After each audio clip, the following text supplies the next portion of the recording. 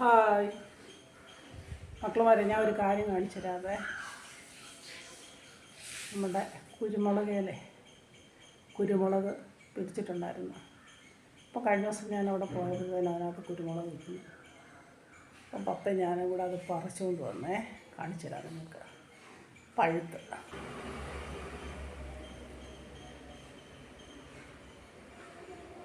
കണ്ടോ, ഇതാണ് കുരുമുളക്. കണ്ടോ, അത് പഴുത്തിട്ടുണ്ട്.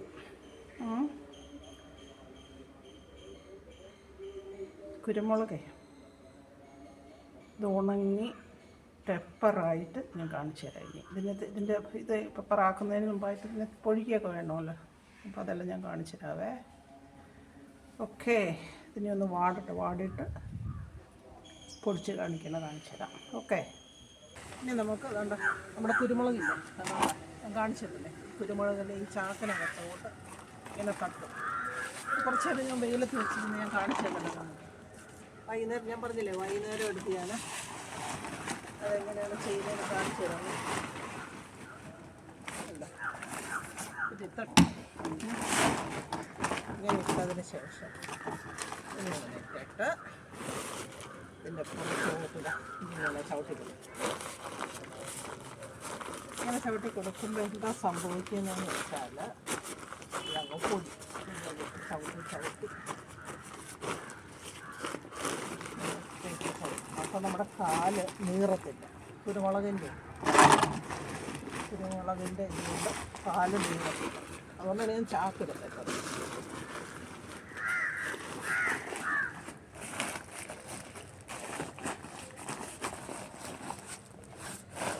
കുറച്ചൊക്കെ ഉള്ളെങ്കിൽ നമ്മുടെ കയ്യിലാക്ക. ഇത്ര എൻ്റെ കൈ അഴുണ്ടോ, അതുകൊണ്ട് ഞാൻ ഇങ്ങനെ ആക്കിയതാണ് കേട്ടോ.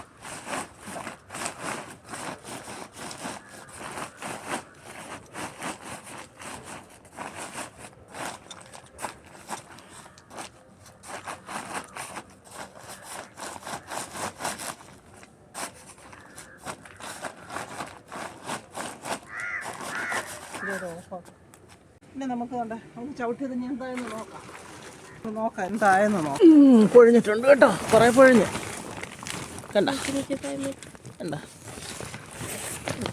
കുറേ പൊഴിഞ്ഞ്. നമുക്ക് ഇതിനകത്തോട്ട് തട്ടാം.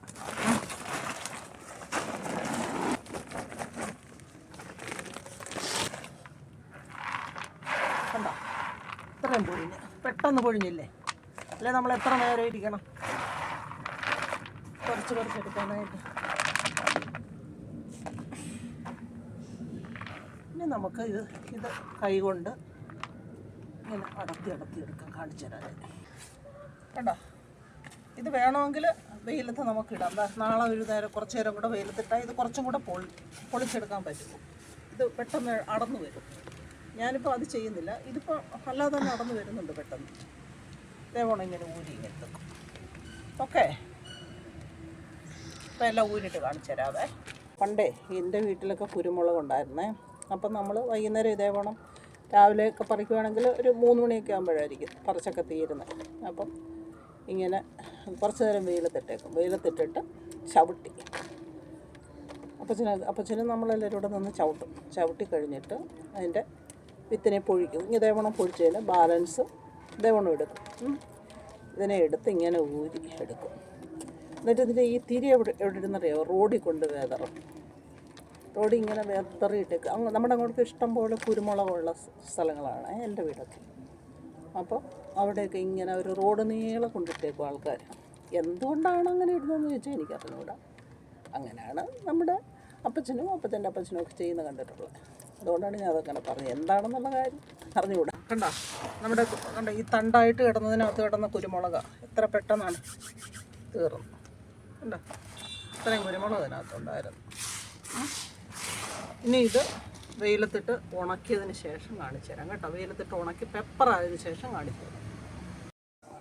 കണ്ടോ, ഇത് കണ്ടിട്ടായിരുന്നോ അന്ന് ഞാൻ കുരുമുളക് ഇതാക്കിയത്, പൊളിച്ചത് ചവിട്ടി അത് ഉണങ്ങി. ഉണ്ടോ, അപ്പം പെപ്പറായി അടിപൊളി. ഇനി ഇതെത്ര നാൾ വേണമെങ്കിലും ഇരിക്കും. ഓക്കെ,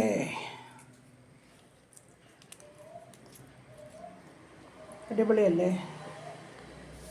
ഇപ്പം നമ്മുടെ ആവശ്യത്തിനുള്ള പെപ്പർ പൗഡർ ഞാൻ ഇതിൽ നിന്നാണ് എടുക്കാറുള്ളത്. എനിക്ക് എല്ലാ കറികളിലും, മിക്കവാറും എല്ലാ കറികളിലും പെപ്പർ വേണം.